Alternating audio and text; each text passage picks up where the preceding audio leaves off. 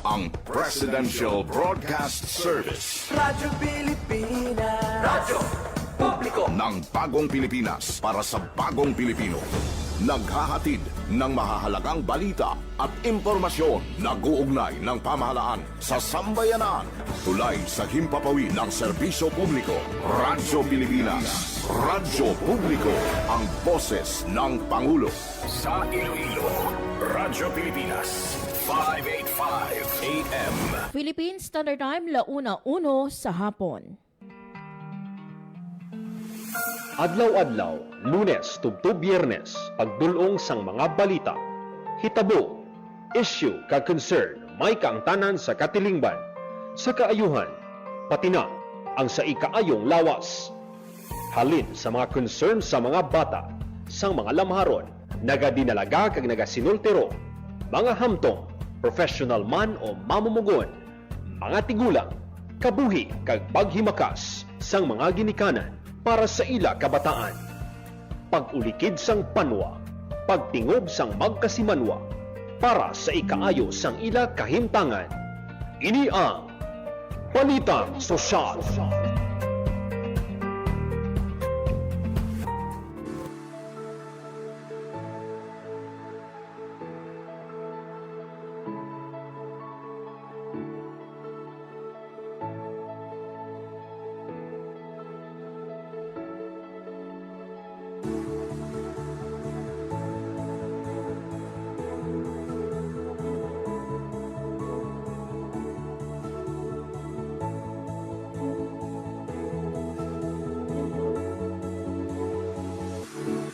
Mayong hapon Pilipinas, mayong hapon Western Visayas, mayong hapon syudad kag probinsya sang Iloilo. Good afternoon. Isa mga biyan ka mainit nga hapon sa inyo nga tanan. Anlaw kita subong sang Webes, Marso 5 tuig 2026. Good afternoon sa aton nga mga market vendors, sa aton nga mga taxi driver, sa aton man nga mga jeepney drivers, sa mga traffic aides, mga street sweepers, kag sa ibang paginaton nga mga mamumugon, din ka man nga bahin sang Western Visayas o kunsang Pilipinas. Good afternoon man sa aton nga mga overseas Filipino workers. Kamusta ka mo? Siyempre, kamustahon man nato no ang aton nga mga OFW, especially no sa Middle East. We are hoping and praying no for your safety. Labi na subong no sa nagapadayon nga tensyon sa tunga sang Israel kag USA and Iran. We are all praying no sa inyong safety. Gabay pa no nga matapos na ining kinagamo para nga makabalik na tanan no sa normal. Bagang aton nga ginapangayo subong is world peace. Anyway mga biyan, mag-aup na kita tutob 1:55 subong nga hapon. At sa kinaanda na ko ang inyo alagad, Marian Grace Areniata. Speaking mga biyan no, sa nagapadayon nga tensyon, mag-update kami subong nga hapon sa inyo sa mga government response diri man yan sa aton sa Pilipinas. Balano ang ginaubra especially sang aton nga national government, sang aton nga Department of Migrant Workers, kag sang aton man nga overseas Workers Welfare Administration o kon OWA, kag iban pa no nga mga ahensya sang gobyerno.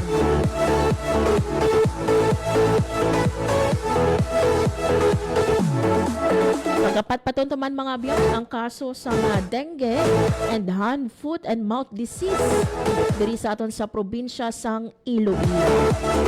And later on mga biyan, ibaluon naton or magakuha kita sang report natuhoy no sa produksyon sang tilapia hatchery na kung sa diino plano ini i-expand dira sa probinsya sang Antique. For the meantime mga biyan, magakuha kita anay sa pinaka-latest nga weather update kaupod ang aton nga Pag-asa Iloilo. Radyo Pilipinas. Sa aton piyak nga linya si Sir Charlie Depra sang DOST Pag-asa Iloilo. Sir Charlie, good afternoon. Yes sir, yes ma'am, mayong ugto may ugdo sa tanga tagpalamati sa Radyo Pilipinas. Yari pinakawaling lakat sa panahon karon yan law, Huwebes sa Marso 5, 2026. Northeast monsoon nagapikto sa extreme northern Luzon, easterlies naman nagapikto sa nabilin nga bahin sa pungsod. Ang bilong nga Western Visayas, partikular na siyudad sang Iloilo, padayon maka-experience sa kung kisa magalomon tubtob magalomon nga kalangitan kung generally fair weather kita magloss lang sa mga isolated nga mga pagulan pagpangilat pa nag-uob dala sang easterlies. Mahina tubtob makasarangan naman nga hangin magaling namin hanas silangan magadala naman sa makanay tubtob makasarangan ni pagbalot sa kadagatan. Antad sa atong temperatura nasa 24 tubtob 32 sa degree sentigrado. Adlaw mutla kala sa stress kina sang aga nagatunod dala sa karon sa hapon. Kagamon ni pinakauling lakas ng panahon gikan diri sa Iloilo Pag-asa, Charlie Debra. Yes. Sir Charlie, subong no nga Huwebes or subong nga adlaw wala kita sa may monitor nga any LPA o kon bagyo sa gwa o kon sa sulod man sang PAR. Yes ma'am, tama. Generally, fair weather kita within 2 to 3 days. Yes. And for this March 5, Sir Charlie, pila ba lang ato no nga maximum heat index? Yes, so forecasted heat index nato as of today nasa 39 degrees Celsius. And mga ano oras ini siya, Sir Charlie, no ginalauman nga malabot ang ini nga 39 degrees Celsius. Possible mga 1 or 2 o'clock in the afternoon.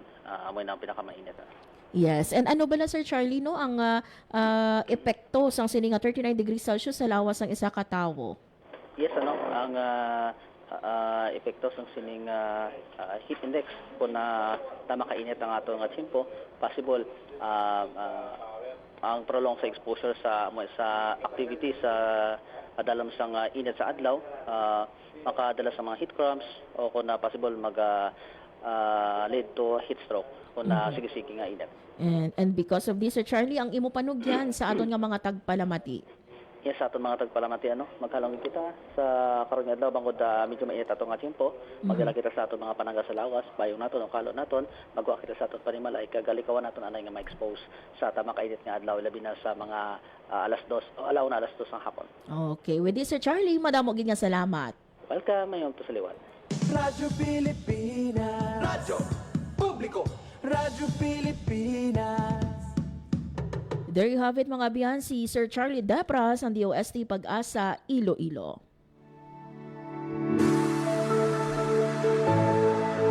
So 39 degrees Celsius no ang aton nga forecasted heat index subong Huwebes March 5. Ang ginalauman no nga malabot naton ini no between 1 to 2 PM gani no sa mga kauturan naton dira no mga especially na sa mga nagaubra no sa idalom sang init sang adlaw, mga traffic aids naton dira, mga street sweeper naton, mga market vendors naton no, from time to time magpahuwagid, magpanilo, kag syempre mag-inom sang inyong tubig. Kip mga abyan no sa epekto sini sa aton nga lawas sa mataas no nga heat index amo ang cramps, heat exhaustion, especially no kung prolong or malawig no ang aton nga exposure sa init sang adlaw. Philippine Standard Time launa 10 sa hapon. This time mga biyan magakuha kita sa live report sa sini mga biyan no nga plano nga i-expand pa ang dako nga produksyon sang tilapia hatchery sa probinsya sang Antique. Agon mga biyan magdulong sang sini nga detalye sang balita ang aton nga Antigua Beat reporter Hope Torrechante. Radyo Pilipinas. Radyo Pilipinas. Report. Hopi, mayong hapon. Mayong hapon yan, no? Good news para sa mga Antiqueños nato, no? Sa province of Antique, bangod nga nagataas ang produksyon, no? Sang tilapia fingerlings dira sa may provincial hatchery sang province of Antique. So padayon no nga gina-demonstrate sang provincial tilapia hatchery sang Antique ang ilang efficiency kag steady growth bangod nga ginpabaskog pagid nila iniyan pinaagi sa suporta of course no sang local aquaculture kag food security sa province. Kay balaan naton yan no, dako ang mabulig sini sa pagsiguro sang food security Yes. sa mga Antiqueños ining tilapia no kunang pag-produce sa mga tilapia fry dira sa province of Antique. So currently yan may ara sila no sang improve nga brackish water enhanced saline tilapia kon IBES, isa ini ka high performing strain nga nagika no sa Bureau of Fisheries and Aquatic Resources. So naga-operate ang ining IBES no sa istrikto nga 21-day harvest cycle. So ang facility no ginasiguro sini ang consistent nga supply sa mga fingerlings nga may presyo yan ha nga 1 peso o kon 3 peso kada tilapia no, making them affordable o kun barato o kun abot kaya sa aton nga mga mangunguma. And after every harvest iniyan may ara man ini sang new production cycle after sang 21-day harvest cycle. So may newly harvested nga mga fingerlings nga ina ang temporaryo no nga ginabutang or ginapahamtang sa 1 square meter tanks para sa conditioning kag nursery management, especially nga wala sang immediate especially kung wala pa sang mga nakitaan nga mga buyers balayan no ang provincial hatchery. So ang stocks do siling sang provincial government rarely remain nga madugay no sa nursery kay ti madamo gani ang mga bumalakal o kon because of the high volume of orders. Para sa calendar year no 2025 o kung nagligad lang gid nga tuig yan, ang provincial tilapia hatchery nakaproduce or nakapatubas sang 262,400 ka tilapia fry. Wow. Again masobra 262,000 ka tilapia fry para sa calendar year 2025.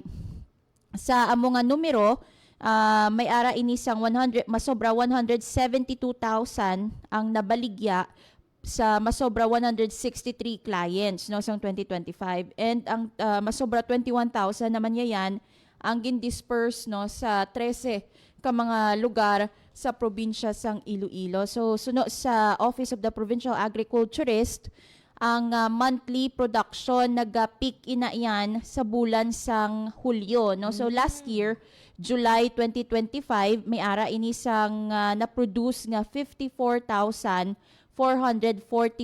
fry kag ang na-disperse ara sa 4,500. So imagine no sa 262 sa kabilugan nga na-produce ang 2025, 54,000 dira no ang na-produce sa bulan lang sang Hulyo sang nagligad nga tuig. Meanwhile, i-compare nato no yan sa January 2026 naka-record na ya sang 12,500 fry nga production ang provincial tilapia hatchery.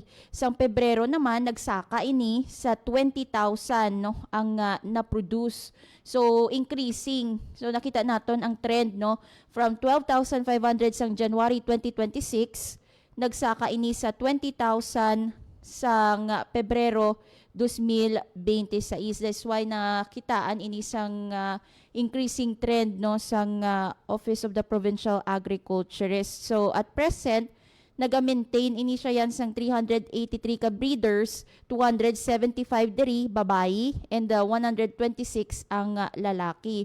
So nag-ooperate may ara ini sang 8 ka tanks no, 4 ang designated para sa breeders, samtang 4 naman para sa conditioning. So ang expansion and developments yan gilantaw ina no this year and until 2027.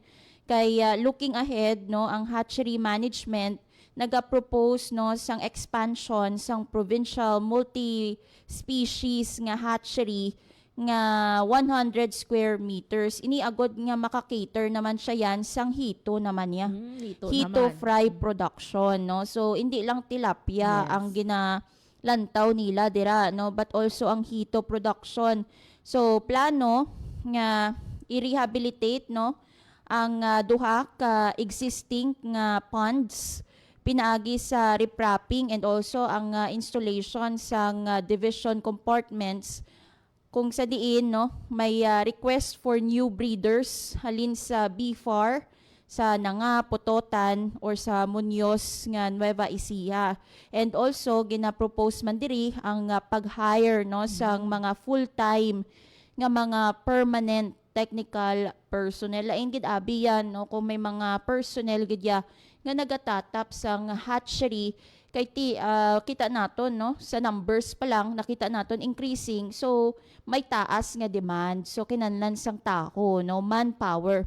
And for 2027 ang ginaduso naman diri yan no repainting kag reproofing sang hatchery facility, ang pag-procure no sang generator kag ang water pumps and also ang construction sang mga function hall nga gamito naman no in kaso nga may mga bisita o kung may mga OJTs dira sa may provincial hatchery yan. Yon. So ini nga plano until 2027 no, may ara na sila kumbaga nga gina-foresee nga pag-ubrahon every year or for the next year sa Yes. sini nga expansion. Correct yan, no? Kag ini nga mga proposals, no, na palabot na ninila yan, no, sa gobernador sang province of Antique, si Governor Paulo Javier, no, and sang pagbisita niya mismo sa hatchery sang Pebrero 27. Ini bilang pagpakita sang mabaskog, no, nga provincial support sa padayon nga development sang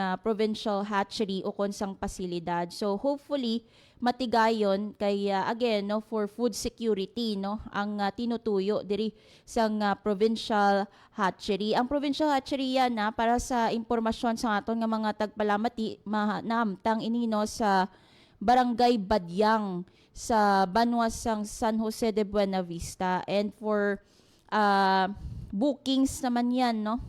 Kaya pwede ka kabakal eh. 1 1 peso, oo, yes, 1 peso barato. and 3 peso per head, no? Sa sang tilapia fry. So pwede ka reach out no kay Sir Samson sa hatchery pinaagi sa numero nga 0917 806-7588. Again, liwat lang naton para nga matawgan or Yes. makontak, no? 0917-806-7588. Yun. Madamo nga salamat, Hopi. Para sa Bagong Pilipinas, Hope Torichante, Radyo Pilipinas, Radyo Publiko. Radyo Pilipinas. Radyo Publiko. Radyo Pilipinas. So, there you have it mga biyan. Report ni Hope Torrechante na tuhoy no sa or plano nga pag-expand no sang nagadako nga production sang tilapia hatchery sa probinsya sang Antique. So for those no nga luyag nga bakal no pwede gid 1 peso to 3 peso ang bilisin ni. So kung gusto mo ikaw ya mag-ubra ka man dira no sang imo ya nga punungan, pwede gid. 262,000 nga tilapia fry no ang kabilugan nga production sang last year. Masobra sa 172,000 ang nabaligya. So imagine ha. Ang pagani ni Hopi no ini makapa-make sure no na kung may ara sang bastante nga production, ma-ensure man naton nga ti may ara sang bastante nga supply sang pagkaon. Siyempre epekto man si kung malapad no kung i-expand pagid ang production, mahar pagid diri sang madamo nga personal na magaresulta sang trabaho o kon employment. Hopefully matigayon ining mga plano no until 2027 para ma-sustain ang iniman nga tilapia hatchery naton dira sa probinsya sang Antique. By the way, ang aton nga project Local Adaptation to Water Access kag Breaking Insufficiency to Nutritious Harvest for the Impoverished ang aton nga DSWD, ang Project Lawa and Binhi. Ang aton mga abyan nga mga farmers sa idalom no sa nga Project Lawa nagaubra ini sila sang small farm reservoir. So may ara man ini sila nga mga ma-harvest nga isda nga amo man ni ang ginabaligya nila kag ang income inatunga sa mga miyembro or mga beneficiaries sa project Lawa kag Binhi. So ini no hindi lang sa Antique but sa iban paging nga mga probinsya ni ara kita sa mga small farm reservoirs ang aton nga beneficiary sa project Lawa and Binhi. And on top no sa mga isda, may ara man sang mga ginapananom no nga mga vegetables, mga fruits no. Nag-amo man ni ang ginabaligya. Masami naton makita ang mga utano no ginatanom sang aton nga mga beneficiary. Philippine Standard Time la una 21 sa hapon mga biano update sa aton no nga government response sa sinima no nga nagapadayon nga tensyon sa tunga sang Israel, USA and Iran. Safe mga biyan nakapuli no diri sa aton sa Pilipinas subong lang gid or kainas ang aga ang 299 ka mga Filipino halin sa Dubai. Sakay ini sila sang flight EK336 nga nag-abot no sa NAIA Terminal 3.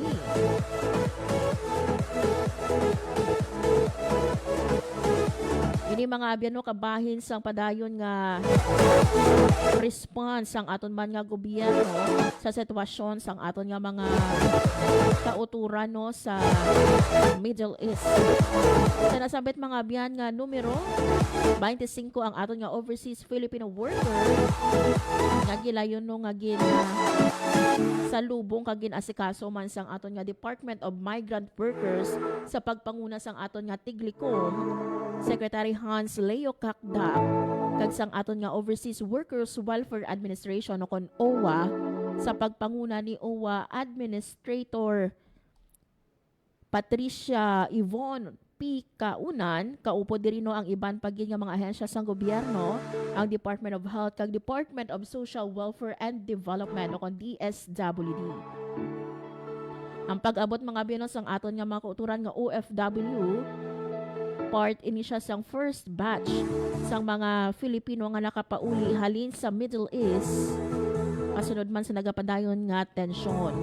So upon no sa ilang arrival may ara nga ginahatag nga assistance ang aton nga national government lakip diri ang pagkaon, temporaryo nga accommodation kag transportation assistance padulong no or pauli sa ilang nga mga probinsya kag iban pa no nga mga suporta. Nakahanda man mga abyan ang aton nga OWA sa paghatag sang financial kag reintegration assistance para makabulig sa mga umpisa liwat no sang ilang mga buhi diri sa Pilipinas. Minawha ang aton nga OWA mga abyan pila lang diri no sa mga program I would like to mention sa mga program nga ginapatuman sang aton nga OWA amo ini ang Balik Pinas, Balik Hanap Buhay. Ara man no sa Pinas ikaw ang ma'am at sir. Kaya for those no nga mga teachers or nakapasar no sa let nga mga OFW naton nga luyag magpauli diri sa aton sa Pilipinas. Actually may ara kita ng interview no. Nasang una nagaubra siya ya OFW siya sa iban nga pungsod sa pagpauli niya ni or sa pagpauli niya no diri sa Pilipinas. Nahar ini siya bilang teacher sa Department of Education. So ini nagapakita no nga wala ginapabayan sang aton nga government ang aton nga mga OFW. Punta pa dira no sa mga financial and transportation assistance, ang livelihood assistance. Isagid ina no sa ginahatag sa mga returning naton nga mga OFW and of course no ang aton nga mga local government unit. Ara man ini sila mga program intended for our returning OFW.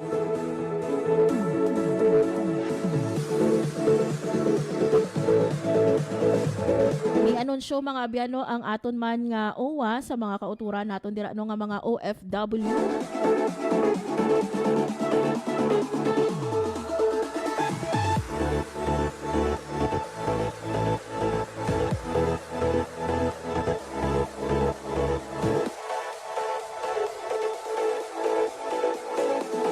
Ara mga abiyano sang application o kon app ini sa cellphone ang tawag diri no kamusta ka ba. So So sa aton nga mga OFWs and to those no nga may ara sa nga OFW nga family members nga apektado sa nagapadayon nga Middle East no nga Ginawa, sarang kamo maka-download sang Kamusta Kabayan app kag mag-register no sa mga necessary information. So in a while no i-flash namon sa screen ang ining Kamusta Kabayan. Ara na no. Amo ini siya mga bino screenshot ini siya sang application nga sarang ma-download. Kag pinaagi mga biyan sa pag-register sa app, quickly no or madasig nga ma-monitor ang situation sa mga OFW, mag-provide no sa immediate assistance and support especially sa emergencies kag crisis situations. So ang ato nga Kamusta Kabayan app, gi-develop ini siya sa Department of Migrant Workers and the Overseas Workers Welfare Administration para nga direkta nga ma-monitor ang sitwasyon sa mga OFW. Kagsunod diri no sa aton nga Secretary Hans Leo Kakdag sang DMW, gusto no mapabatsyag sa mga OFW ang ilang importance bilang modern day hero sang pungsod. And sino pa sa iya no direkta or personally nga magatawag para i-check no ang ilang kondisyon kag i-ensure ang ilang or kung need nila no sa mga immediate assistance. So ang Kamusta Kabayan app connected ini siya no sa electronic systems sa Department of Migrant Workers kag UMA. Lakip diri ang database sa mga OFW registration, membership, case management, kag welfare reporting. So ara makita ninyo mga biyan no, sa screen naton ang screenshot no sang sininga Kamusta Kabayan. So sarang ninyo ini ma-download sa Play Store o kung sa Apple App Store.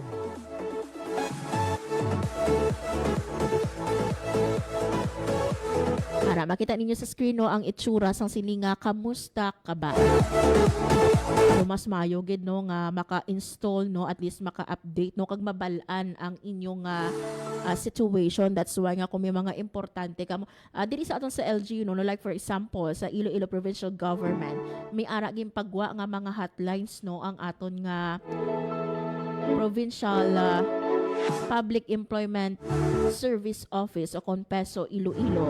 Kung sa diin ang mga OFW naton pwede gid makatawag pinaagi sa sininga hotline kag maghatag sang update or kung kinahanglan ninyo sang immediate assistance.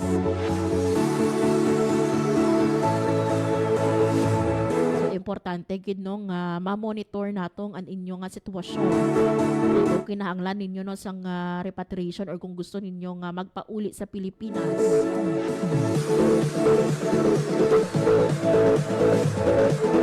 Ka-request ka mong pinaagi sa mga hotlines. Philippine Standard Time na 1:30 sa hapon mga abyan sa aton nga pagbalik. Makaupod naton no ang aton nga head sa delivery section ng Iloilo Provincial Health Office. Ibaluon naton mga abyan ang kaso sang dengue, HFMD or hand, foot and mouth disease sa probinsya sang Iloilo kaupo si Dr. Rodney Lab. Mga abyan magabalik ang programa Balita Sosyal.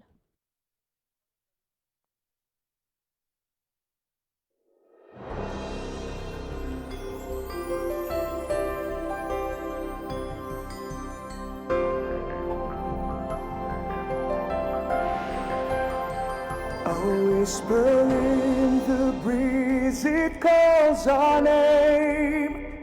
Across the seas, we are the same.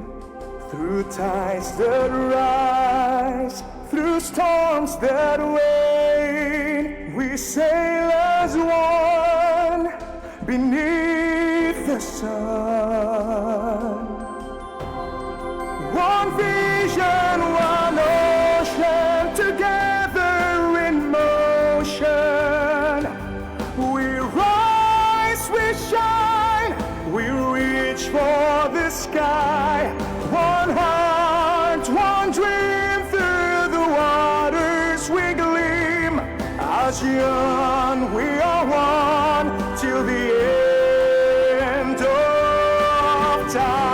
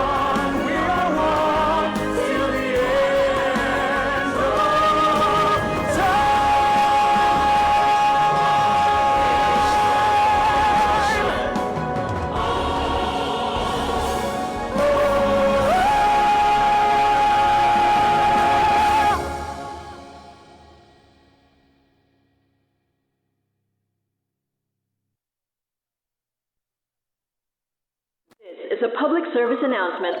Discipline is the key. Umiwas sa aksidente sa daan. Ang pagmamaneho ay may kaakibat na responsibilidad, hindi basta mapaandar lang ang sasakyan. Kilatisin ang sarili, ang kahandaan sa manibela, siguruhing inyong konsentrasyon ay hindi magagambala. Importante rin na ating laging isipin, init ng ulo ay huwag pairalin, bagkus kaligtasan ng lahat ang siyang dapat unahin. Isang mahalagang paalala mula sa Presidential Broadcast Service at Radyo Pilipinas, Radyo Publiko 738. This is a public service announcement. Public service announcement. From PBS, Presidential Broadcast Service at Radyo Pilipinas, Radyo Publiko 738. Sana'y tiyakin ng mga magulang kong maipanganak akong malusog. Kumain si nanay ng may sustansyang vitamin A panlaban sa impeksyon. Para din sa mata, balat, bumbunan at mga buto. Iron, pampabuhay ng dugo at muscles. Iodine, pang-iwas sa komplikasyon at pagiging abnormal. Importante din ang check-up kay doktor. Kasi healthy nanay, ganda buhay.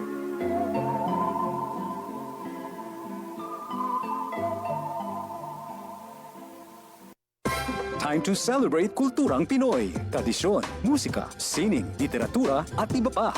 Anything and everything fun and Filipino. Ito ang Pinoy Kultura.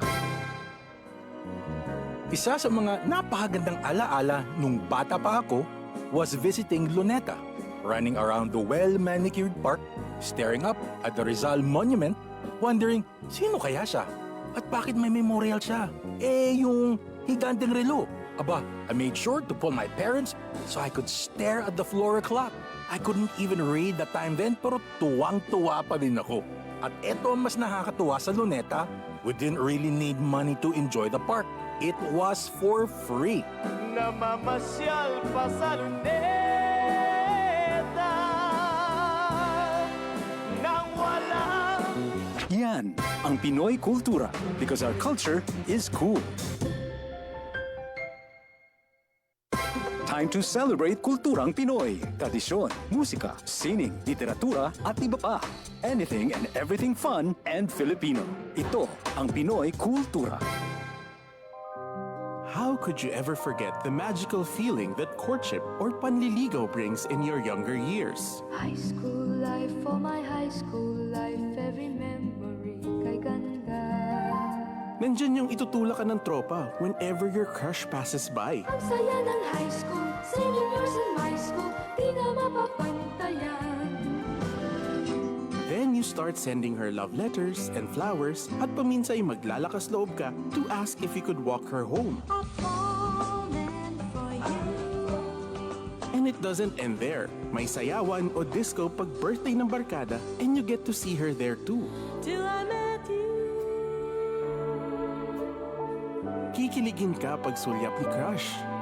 Yayain mong sumayaw pag tugtog ng pinakahihintay na love song. And that evening seems so perfect na parang kayo lang ang tao sa dance floor. I love you more each day. Oh, the beauty of courtship in Pinas. Yan ang Pinoy Kultura because our culture is cool. Maging mapanuri, huwag maging biktima. Ito ang karanasan ni Joanna, Elena at Shona. Sinabi niya sa nanay ko, mabibigyan nila ako ng trabaho. Pwede niya daw akong gawing singer. Sa abroad daw. Doon ako pupunta para magtrabaho. Hindi niya sinabi yung trabaho ay sumayaw ng nakahubad. Kinulong ako kasama ng mga ibang babae at hindi pinakain. Umabot ako ng Singapore. Pinilit naman ako makipagtalik sa mga foreigners. Doon ako nabuntis. 15 years old lang ako noon. Dito sa Pilipinas, 100,000 na bata ay pinapasok sa sex trade. Ang child trafficking ay isang krimen. Mag-report sa Action Line 02-1343. Hindi mo kailangang makita ang mga mukha nila para maramdaman ang takot nila. Isang paalala mula sa ECPAT Philippines, Interagency Council Against Trafficking, PIA at ng himpilang ito. Philippine Standard Time, 1:38 sa hapon. Sa gihapon mga biyan, nagapamati ka mo sa programa Balita Sosyal. Radyo Pilipinas. Radyo Publiko. Radyo Pilipinas. Mga biyan, as mentioned earlier, subong nga hapon no, makaupod naton ang aton nga pinuno or head sa Health Service Delivery Division sang Iloilo Provincial Health Office. Hibaluon naton mga biyan no, ang kaso sang dengue kag hand, foot and mouth disease sa probinsya sang Iloilo subong nga tuig 2026. Agod mga biyan no, magdulong sa sininga datos no sa aton nga mga tagpalamati ang head sang aton nga Health Service Delivery Division sang Iloilo PHO, si Dr. Rodney Labis. Doc, maayong hapon sa imo and welcome sa Radyo Pilipinas Iloilo. Maayong hapon ma'am no, kag salamat gid sa pag-imbita sa amon diri sa Iloilo Provincial Health Office, kag maayong hapon sa aton nga taga-subaybay sang programa labi na gid sa mga pumuluyo diri sa probinsya sang Iloilo. Yes. Doc, last Monday no ang aton nga PHO naghatag diri or gipangunahan no ang paghatag sang 5,000 pesos nga grant sa aton nga mga barangay no sa province of Iloilo with no dengue cases halin sang January to October 2025 for this year, Doc, no. Paano naton ma-ensure no nga ma-sustain sang siniman nga mga barangay nga ti wala sila sang may ma-record nga dengue cases? Ano ang ginaubra naton, Doc, no, especially sa aton nga kampanya? Yes, Ma'am Miriam. No? So, tungod sa experience naman natin sa dengue sa 2024, kung sa din nakakita isang outbreak sa dengue cases, kagasta sa tuig 2025, nakitaan din natin nga ang dengue daw duna nagidiri or endemic nagidiri sa aton nga lugar. So, dapat maging parte na siya sa regular programming sang aton nga health offices. That's why no, ginsigurado naton nga ang dengue program parte sang health plan sang tanan naton nga kabanwahanan, kag may nagakaigo nga budget kag ginalokar ang aton nga mga rural health units kag ilang local government units para sa programa sang dengue. So with our monitoring, kita man nalipay no kay sa subong most ng aton nga mga LGUs nakanda sa gihapon sa pag-implementar sa aton nga programa sa dengue. So starting dira no sa readiness sa aton nga health facility nga maka-provide sang libre nga diagnosis or testing para sa mga balatian nga dengue, kag maka-provide sang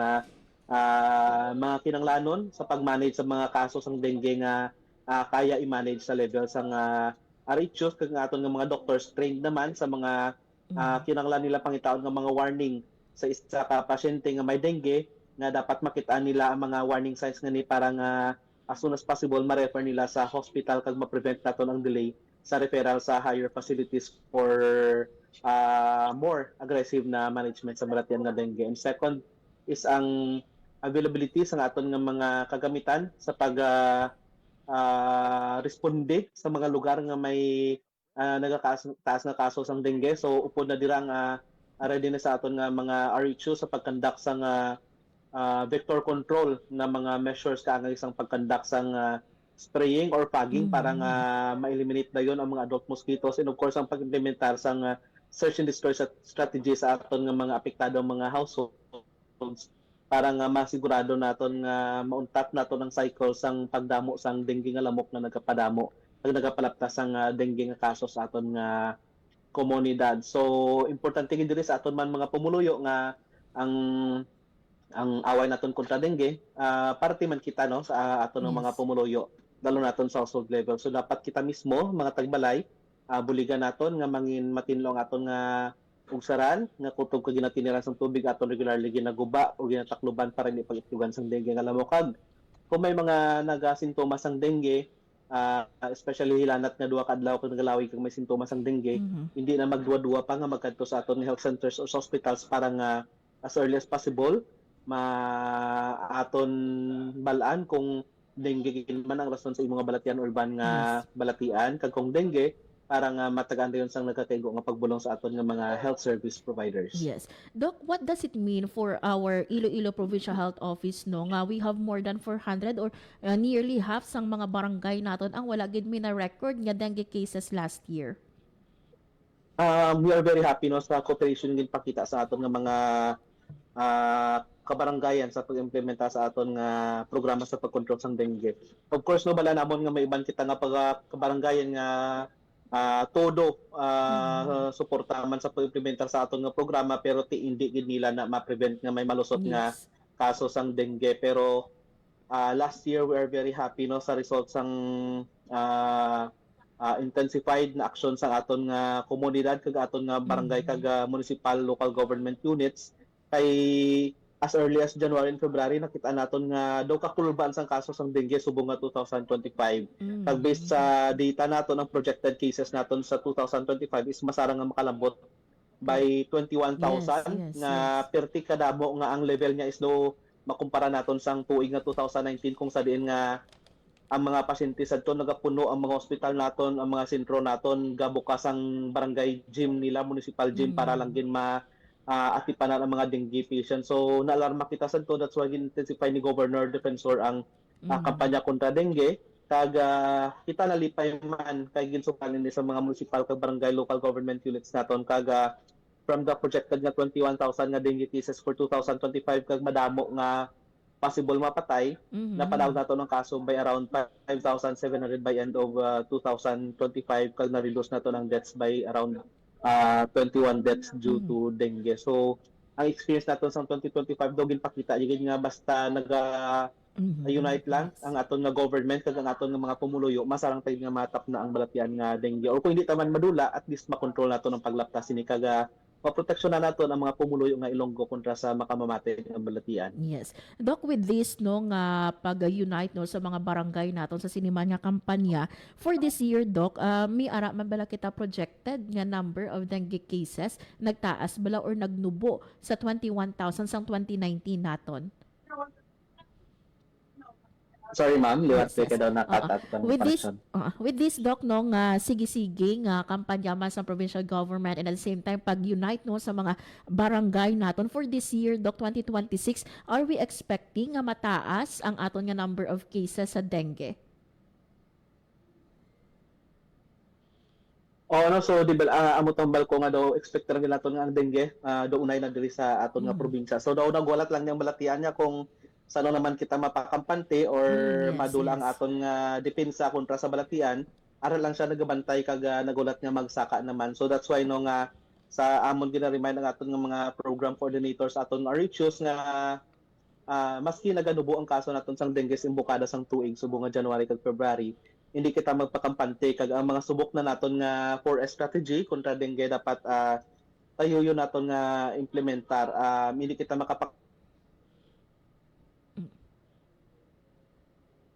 kampante nga tungod nga napiton siya this year. So kinahanglan gyapon ang consistency sa aton nga action para nga masigurado naton nga mangin epektibo ang aton nga strategiya sa pagtapna sang balatian nga dengue. Pero as of this time no sa aton nga monitoring, ang kaso naton is 65% lower compared sa kaparehas nga reporting period sang 2025. So significantly madubo ini compared last year, pero again no hindi naton mapaktan ang atake sang balatian nga dengue. That's why importante gid nga iupod na rin siya naton sa paghinawi naton nga kada semana sigurado naton nga at least once a week makalibot sa kita sa aton usaran kag tapno ng kutob kag lugan sang dengue nga lamok. Yes. Doc, 65% bali pila ang na-record naton sang last year compared sa bunga tuig? Last year same nga reporting period may ara kita nga around 783 ka kaso sang dengue kag pito na sadto na report nga napatay. Sa subong Earth Morbidity Week report naton, may ara kita total of 274 dengue cases kag may na-report kita nga isa ka napatay tungod sa dengue. Kagami we know, Doc, diin nga ba lugar or banwa ini, Doc, no ang pinakamataas nga na record nga kaso sang dengue for this year? Sa subong no out of our 43 municipalities 41 ka mga banwa naton ang may na-report nga kaso sang dengue. Kag ang pinakamataas nga kaso sang dengue nakita naton sa banwa sang Kalinog with 40 cases, Kabatuan with 37 cases, Syudad sang Pasig with 13 cases, Oton with 11 cases, kag banwa sang Lambunaw kag Dumangas with 10 cases each. Yes. Doc, correct me if I'm wrong, do sang last year do ang banwa sang San Joaquin naton do malawig nga tinion nga sila ini ang nagapanguna sa aton no nga number of or may pinakamadamo nga kaso sang dengue. Ano ang mga intervention naton sang last year that we hope no nga i-replicate ini sa mga munisipalidad naton sa subong nga tuig? Oo, so actually daw nabulan man to ang aton nga banwa sa San Joaquin no kay kadako man nga banwa ang San Joaquin. Yes. Pero sige sige lang nga kampanya nila no sang ilang RHO kagkaupod ng ibang nga offices sa local government unit nila. Reminder lang gid sa aton pumuloy nga pagpanilo at least once a week. Second no, kung may nabatsagan nga sintomas ng dengue, mag-report nila sa RHO para sa early na detection kung may komplikasyon ma-refer nila sa hospital for early management sa komplikasyon kung prevent ang pagkapatay. And of course, piyat importante gid isang surveillance gid. That's why very important gid sa aton nga RHO subong every time nga may kaso sang dengue, i-report gid nila. Tapos ang report hindi lang mag-end sa pagpasa nila sa amon, kundi gamiton nila ang report nga ini or ang datos nila sa dengue para magaidan man ila nga local actions sa pag-control sang balatian. So ginatudlan na sila namon nga sang spot map sang kaso sang dengue sa ilang banwa para visually ma-monitor nila kung din nga kaso sang dengue ang kamatamat saka kag adtuan nila gilayon kag implement ang recommended nga vector control measures naton. Yes. So amo lagi na this is surveillance pag-intensify sang aton nga health promotion para nga ma-remind kung educate ang aton nga community, and at the same time pag-educate man sa ila nga kung ano ang mga sintomas ng dengue magkatugid gilayon sa RHOs naton para sa early nga detection kag management sang symptoms kag kung may complication ma-refer gilayon sa hospital kag ma-prevent ang pagkapatay. Kay nakita naton last year no nga common nga kaso sang pagkapatay naton either may upod siya nga balatian or second is late na nga nag-consult sa aton nga health facilities, may delay na in between. So amo na ang tutok sa aton nga kampanya. Yes. Dok, isa man sa ginabantayan naton ang kaso ng hand, foot, and mouth disease naton no diri sa province of Iloilo. May mga kilala kita dok nga kabataan dok no or ang ila bata nagka HFMD. Ano bala dok? May certain bala ini siya nga months kung sano ang peak sang aton nga HFMD or whole year man ini siya dok dapat bantayan? So actually ang HFMD no observe naton nga subong bilog gid siya nga tuig nga apekto sa aton nga probinsya. Siguro nakita na nato ang trend after pandemic sang pagbalik sang klase dito nang taas ang cases sang HFMD sang pag-start sang klase. Pero sa subong umpisa January pa lang hasta sa December common na gid ang balatian nga HFMD sa kada bulan sang aton nga tuig no. So do unay man siya kag sa subong no ang amat-amat naman taas ang aton nga cases nga na monitor sa aton nga mga kabanwa. Subong may 58 kita ka bagong kaso sang hand, foot, and mouth disease kag ang total cases naton subong is 284. Ang kaso naton subong is mga 20% higher kumpara sa kaparehas nga reporting period sang 2025 kung sa din may ara lang nga 237 cases sang 2025. Pero again no, sa hasta subong way kita sa may na monitor nga napatay tungod sa balatian hand, foot, and mouth disease. Yes. Dok, ano ihan ang factor sa pagtaas ng sini nga kaso naton dok? Again no, based sa aton nga datos nagligan nga mga tuig nakita naton nga commonly ang hand, foot, and mouth disease nagalapta sa aton nga mga child development centers o mga daycare centers, sa aton nga mga classrooms kung may isa lang dira nga may infection kag mag-eskwela siya nga why na detect dayon nalaptan na dayon sa mga classmates niya. And of course no sa mga public playgrounds naton kag sa subong na monitor naton nga sa community ang iban nga kaso nato nagalapta. So may iban nga may sintomas or may infection ang ilang kabataan pero tungod nga parte sa ilang paghinawi nagakadto sila sa iban man nga panimalay dira nagalapta man ang balatian. So more of close contact gihapon sa tawo nga may dalang infection sang kagaw ang rason nga nagapalapta sang infection naton. Yes. Doc, correct me if I'm wrong. Kita dok nga mga tigulang posible nga mangin carrier man sang sini nga kagaw dok nga posible mapasa sa kabataan naton. Yes, ma'am no. So aside sa aton nga posible nga pakuha man sa infection, magkabalatian pero mild symptoms lang kag unknowingly ginapasa naton sa iban, pwede man kita makabitbit sa infection either asymptomatic carrier or second either ang mga ginabitbit naton nga gamit or aton nga kamot kontaminado sang kagaw kag nabitbit naton sa aton nga mga kabataan or nalapta sa iban nga mga bagay nga frequently ginatandog man sang iban nga tawo nga pwede kalapta sa iban nga mga tao kung makakuha sa infection sila. Yes. Dok, may ara kita mga ginikanan no nga especially no first time sa kabataan nila magka HFMD kag naga-worry Dok no. Ano ang mga simptomas or how long ini siya Dok, especially ang mga sores, mouth sores ng kabataan naton, how long ini siya Dok nagalast?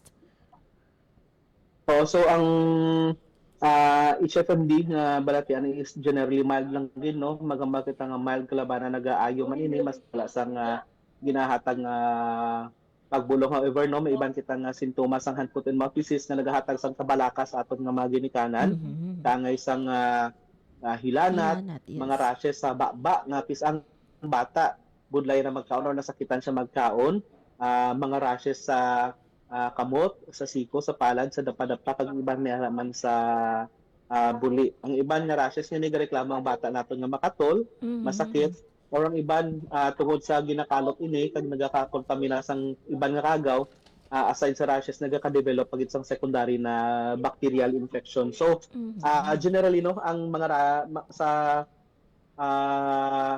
tungod nga mild ang ini in 7 to 10 days nagaayo na ang bata nga apektado sa hand, foot and mouth disease. Pero again no, ang mga baby gid naton nga sa apektado ang baba kag hindi sila makakaon or makainom, Yes. naga-cause ang secondary nga dehydration or Balikan nato mga biyan sa dili madugay si Doc Rodney Labis no ang Yes. Sige Doc. Sige Doc. Yes, ma'am. Padayon lang Doc, sige.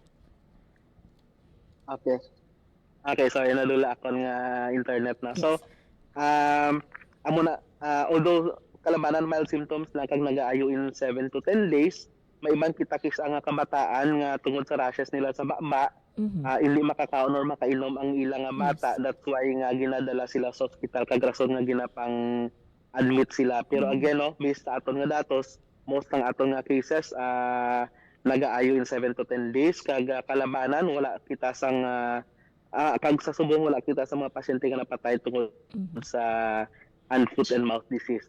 Yes. And before I let you go Doc no, ang imo nga reminder sa aton nga mga tagpalamati especially no sa para matap na nato no ang ining kaso sang dengue and at the same time ang kaso sang hand, foot and mouth disease.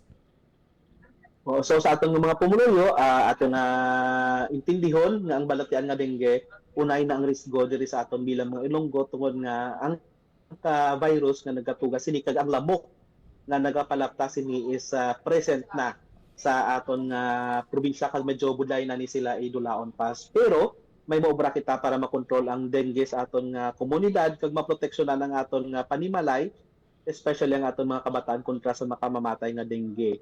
So subok na ang 4S na strategy. Ang unang S among search and destroy, ugalion naton at least once a week. Libuton nato ng aton nga panimalay, putog kag ginatiniran sang tubig ulan or mga tubig nga ginastore naton pangtakluban or ulaon or gubon para nga wala sang itlogan ang dengue nga lamok. Kung wala sang dengue nga lamok, wala man may malapta nga dengue nga balatian. Second naton nga S is ang pag-secure sang self-protection. Yes. So kung may extra kita nga budget or pwede ka mo coordinate sa aton nga LGUs, may ara kitang gina pwede kita maka-install sa mga mosquito net sa aton nga mga pirtahan or sa aton nga bintana, or ang aton nga kabataan pasok-suko naton sa nga malaba nga panapton or magamit sang mosquito repellent para nga maproteksyonan sila kontra sa kagat sang dengue nga lamok. And of course, seek early consultation. Yes. Kung ang bata naton may duwa ka adlaw nga hilanat kag may sintomas sang dengue kaangay sang sakit sang ulo, pagsuka, pagsakit sang tiyan or rashes, hindi na magduwa-duwa nga magkadto sa aton nga mga health centers or hospitals para sa libre nga testing para mabalaan kung dengue o kung hindi ang rason sang nabatsagad sa mga bata kag kung may maumpisan sang nagakaigo nga pagbulong.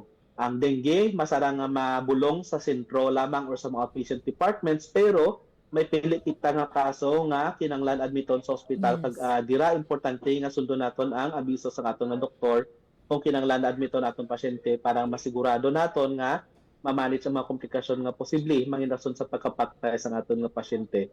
And ang ikaapat naton nga sa mo ang pagsuporta sa fogging, kag spraying nga gi-conduct sa mga lugar naton nga mataas ang kaso sang dengue. Kag maging epektibo lamang aton nga fogging kag spraying kung parisa naton sang search and destroy nga strategy naton. And of course, sun, foot, and mouth disease, kaupo ng iba naton nga mga balatian, kaangay sang ubo, kag trangkaso, kag iban pa nga makalalaton nga balatian, pwede naton ma-proteksyonan na aton nga bata, kag kaugalingon pamaagi sa pag-practice regularly sang proper hygiene.